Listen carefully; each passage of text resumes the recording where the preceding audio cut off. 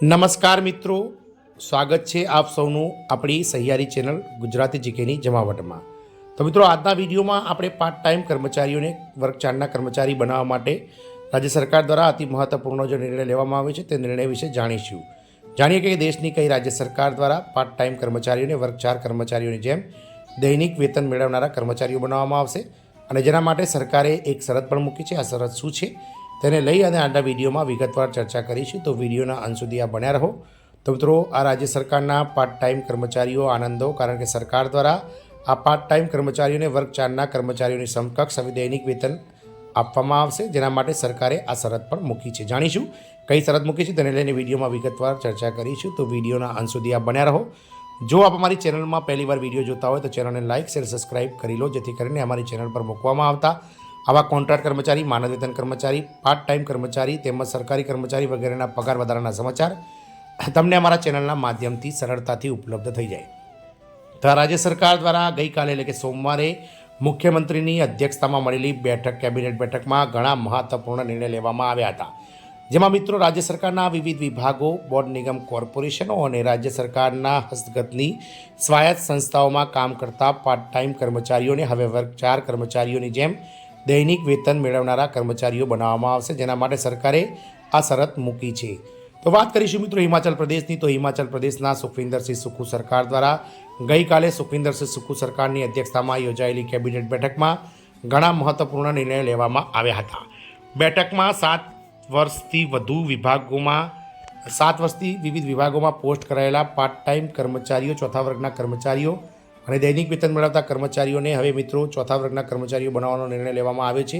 એટલે કે જે પાર્ટ ટાઈમ કર્મચારીઓને 31 માર્ચ 2025 સુધીમાં 7 દિવસનો કાર્યકાળ પૂર્ણ કર્યો હોય તેવા કર્મચારીઓને દૈનિક વેતન મેળવનારા કર્મચારીઓ બનાવવામાં આવશે। મંત્રીમંડળે જિલ્લા જેલને મંડીથી નેરચોક ખાતે બનેલી નવી ઇમારતોમાં ખસેડવાની મંજૂરી આપી છે।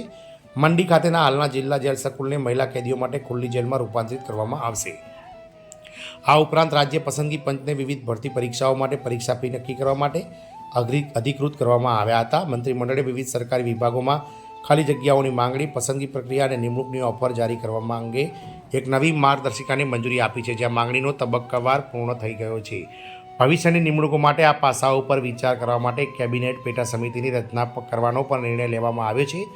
જાહેર પરિવહન સેવાઓ વધારવા અને કનેક્ટિવિટી સુધારવા માટે સરકારે ખાનગી ઓપરેટરો દ્વારા 18 સીટર ટેમ્પો ટ્રાવેલરના સંચાલન માટે રાજ્યભરમાં 350 નવા સ્ટેજ કેરેજ રૂટ ફાળવવા તેમજ સ્થાનિક માંગના આધારે નવા વધારાના રૂટ ફાળવણીને પણ મંજૂરી આપવામાં આવી છે। આમ રાજ્યની સુખવિન્દરસિંહ સુખુ સરકાર દ્વારા જે 7 દિવસથી જેઓ મિત્રો 7 વર્ષથી વિવિધ વિભાગોમાં પોસ્ટ કરેલા પાર્ટ ટાઈમ જે ચોથા વર્ગના કર્મચારીઓ છે તેમને મિત્રો ચોથા વર્ગના કર્મચારીઓની જેમ દૈનિક વેતન મેળવતા કર્મચારીઓ બનાવવાનો નિર્ણય લીધો છે મિત્રો, જેના માટે 7 વર્ષનો સમયગાળો નક્કી કરવામાં આવ્યો છે। એટલે કે રાજ્યના કોઈપણ વિભાગમાં પાર્ટ ટાઈમ કર્મચારી કે જે ઓછામાં ઓછા 7 વર્ષથી નોકરી કરી રહ્યા છે તેવા કર્મચારીઓને હવે વર્ગ 4ના કર્મચારીઓ બનાવવામાં આવશે અને સાથે જ તેમને મિત્રો વર્ગ 4ના કર્મચારીઓના સમકક્ષ દૈનિક વેતન સરકાર દ્વારા ચૂકવવામાં આવશે। હાલમાં પાર્ટ ટાઈમ કર્મચારીઓને ખૂબ જ નજીવું માનદ વેતન મળી રહ્યું છે મિત્રો, ખૂબ જ નજીવું વેતન મળે છે, જેના માટે આજના મોંઘવારીના સમયમાં તેમને જીવન નિર્વાહ ચલાવવા માટે તકલીફ પડે છે। આથી કર્મચારીઓ કે જેઓને 7 વર્ષ 31 માર્ચ 2025 સુધીમાં પૂર્ણ થયા હોય તેવા કર્મચારીઓને, પાર્ટ ટાઈમ કર્મચારીઓને દૈનિક વેતન મેળવતા કર્મચારીઓ બનાવવામાં આવશે અને વર્ગ 4 સમકક્ષ પગાર આ કર્મચારીઓને રાજ્ય સરકાર દ્વારા ચૂકવવામાં આવશે। 1 એપ્રિલ 2025થી આ નિર્ણય લાગુ કરવામાં આવશે। આમ હરિયાણા મિત્રો સુખવિન્દરસિંહ સરકાર દ્વારા આ મહત્વપૂર્ણ નિર્ણય લેવામાં આવ્યો છે। જય હિન્દ, અસ્તુ।